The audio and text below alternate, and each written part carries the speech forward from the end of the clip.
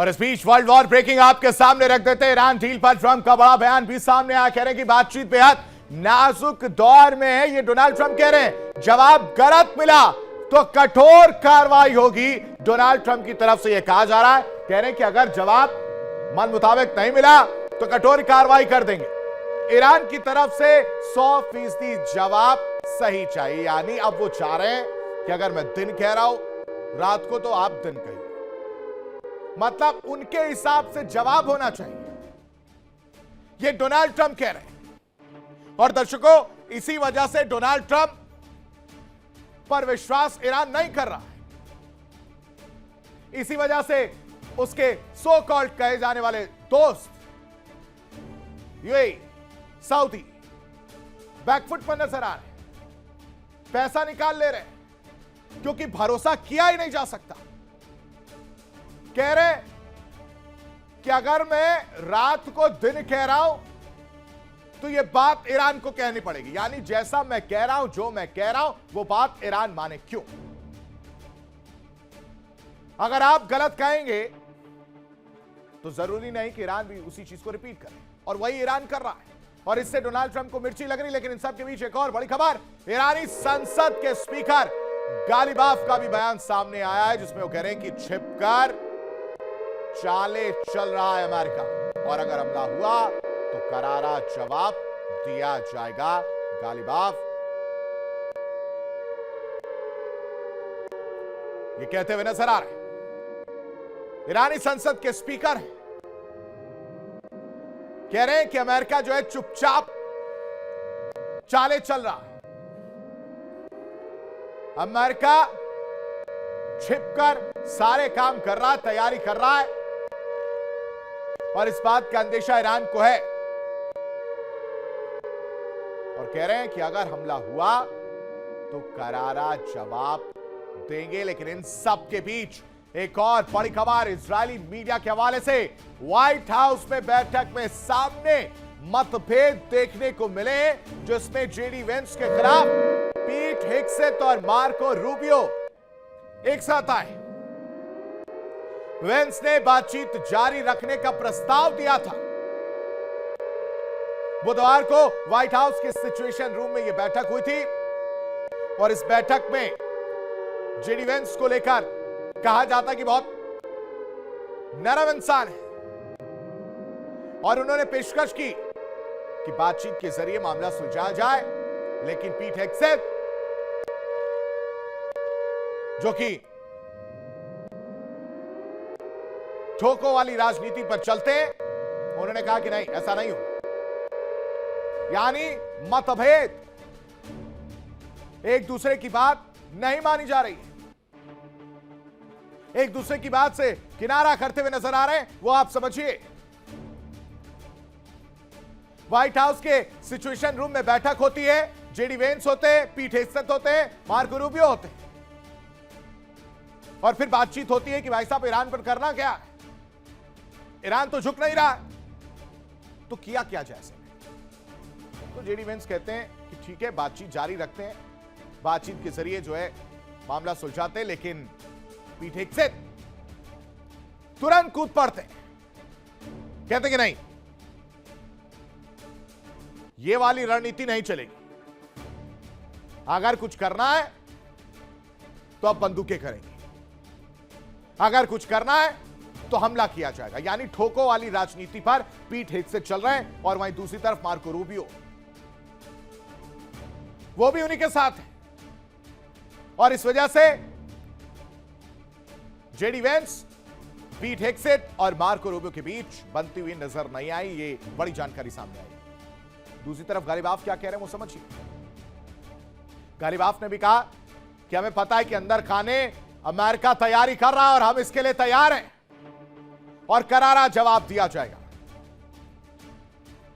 यानी विश्वास वाली खाई वो पूरी तरह से भरती हुई नजर नहीं आ रही, और इसकी वजह से समझिए कि अमेरिका को बड़ा झटका लगा है, और इस बार झटका दिया है उसके अपने, उसके यार, मित्र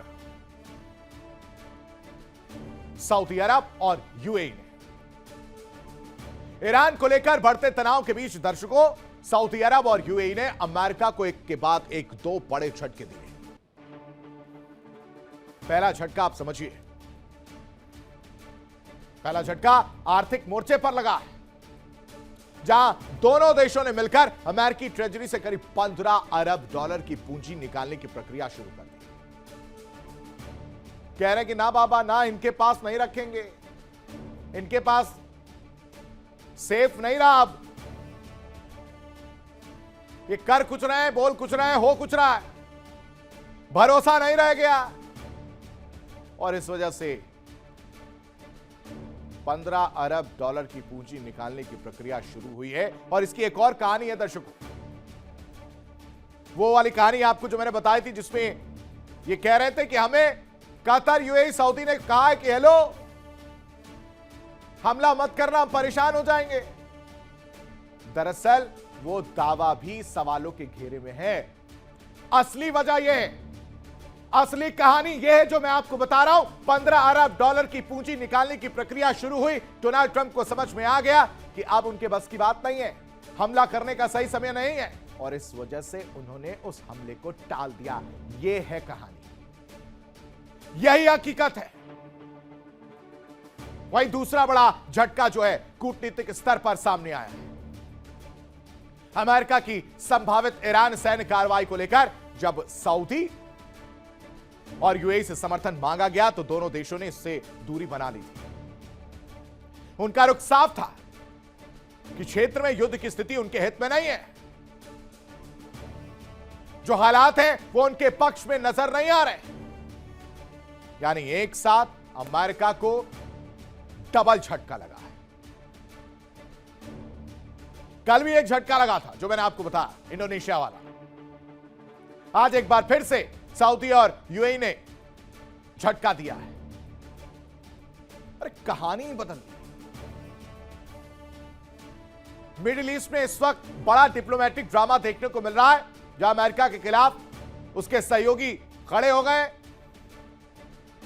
सऊदी अरब यूएई के फैसलों से हड़कंप मचा हुआ है, क्योंकि ईरान संकट एक तरफ है, दूसरी तरफ 15 अरब डॉलर की अमेरिकी ट्रेजरी से निकासी है। और यह निकासी ऐसी है कि डोनाल्ड ट्रंप को टेंशन देने के लिए काफी है। यूएस बॉन्ड होल्डिंग्स में बड़ी कटौती है दर्शकों, यह समझिए। और इसी के बिहाफ पर अमेरिकी कर्ज देखने को मिलता है जो वो कर्ज ले पाते हैं। और जब वही पैसा निकाल लिया जाएगा, वही इन्वेस्टमेंट जब बाहर हो जाएगा, निकाल लिया जाएगा, तो बाजार पर दबाव बढ़ने की आशंका बढ़ जाती, यानी अमेरिकी कर्ज को लेकर। सऊदी यूएई की ईरान पर हमले से दूरी साफ तौर से यह बताती है कि उसे भरोसा नहीं रह गया है डोनाल्ड ट्रंप पे। सऊदी और यूएई को समझ में आ गया है कि मिस्टर प्रेसिडेंट ये कभी भी पलटी मार देंगे। और इस वजह से इन दोनों ने क्या किया? इन दोनों ने कहा कि हम समर्थन नहीं देंगे, सैन्य समर्थन से इनकार कर दिया है। और अब अमेरिका मिडिल ईस्ट गठबंधन बदल रहा है। ईरान संकट में शक्ति संतुलन बदल रहा है, बैलेंस बदल रहा है, कहानी बदल रही है, पिक्चर बदल रही है। जो साथ थे वो दूर जा रहे हैं,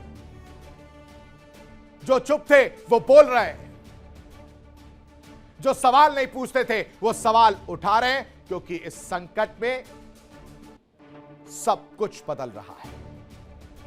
अमेरिका के लिए कूटनीतिक चुनौती बढ़ती हुई नजर आ रही है, वो भी बदल रही है। और तो और दर्शकों, मिडिल ईस्ट में अब नया पावर गेम शुरू हो चुका है। रिपोर्ट देखिए।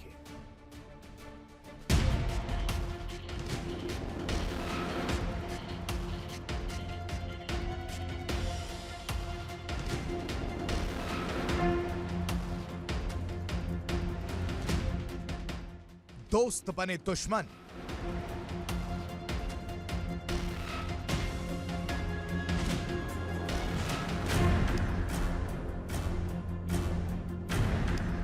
क्या करे ट्रंप? मिले दो बड़े झटके।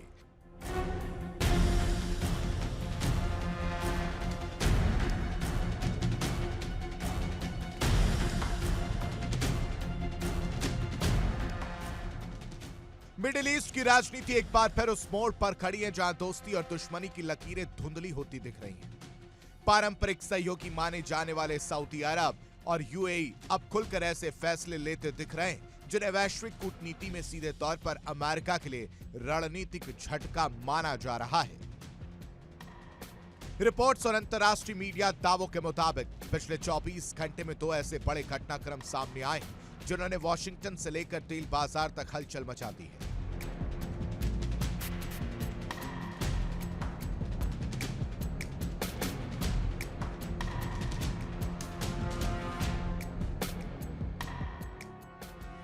एक तरफ डॉलर और ट्रेजरी सिस्टम पर दबाव, दूसरी तरफ ईरान को लेकर सैन्य नीति में अप्रत्याशित break.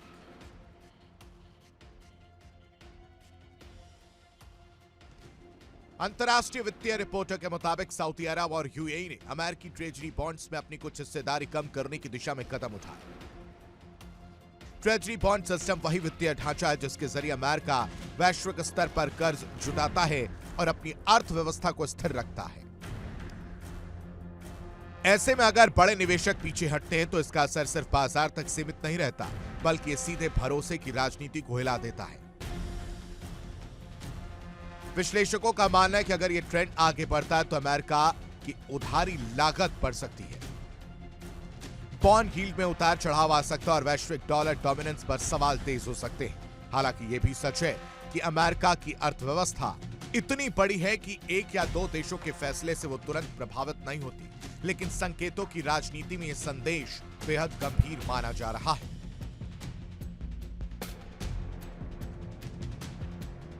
Bureau report, India daily. देखिए इंडिया डेली 24/7 अब आपके स्मार्ट टीवी पर। इंडिया डेली मौजूद है सभी डिजिटल प्लेटफॉर्म पर लाइव और लगातार।